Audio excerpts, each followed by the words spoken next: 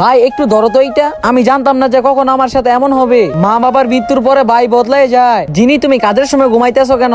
আমি কালকে সারা রাত ধরে প্রজেক্ট কমপ্লিট করছি, তুমি আমার ভাইয়ের সাথে কথা বলতে পারো। ভাই তোরা আমি কোম্পানি থেকে বাইর করে দিমু। বস আপনি আপনার বোনটা কিভাবে বাইর করবেন? আমার কোম্পানি আমি যারা মনে চাই বার করবো। এই যে এটা আপনার দুজনের প্রপার্টি, এই প্রপার্টি হলো আমার, বাসাও আমার। তুমি 3 দিনের ভিতরে এখান থেকে বাইর হয়ে যাইবা। ভাই যখন মা বাবা ছিল তুমি এমন ছিল না, তুমি অনেক বদলাই গেছো। ম্যাম আপনার কি অর্ডার বলেন? যিনি তুমি এই অবস্থায় এক কাজ করো, আমার বন্ধুর কোম্পানির ভিতরে ম্যানেজারের সিট খালি আছে, কি তুমি কাজ করবে? হ্যাঁ আমি কাজ করবো। আমি ওই কোম্পানিতে অনেক মেহনত করি আর আমি কোম্পানিতে ডিরেক্টরের পোস্ট পেয়ে যাই। হ্যাপি বার্থডে যিনি। এটার ভিতরে কি?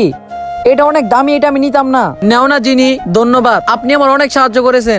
ধন্যবাদ আমার না, ধন্যবাদ তোমার ভাইকে দিতে হবে। আপনার বাবার উপর অনেক ঋণ, আপনার কোম্পানি গাড়ি বাড়ি সবকিছু নিয়ে নিছে আর আমারে বলছে যে আমি আপনার খেয়াল রাখতাম। হ্যাপি বার্থডে আমার আদরের ছোট বোন। তুমি আমার আগে কেন বলো নাই ভাই? বন্ধুরা পরের পর্ব দেখার জন্য তোমাদের কি এইরকম বড় ভাই আছে তা কমেন্টে বলে যাও।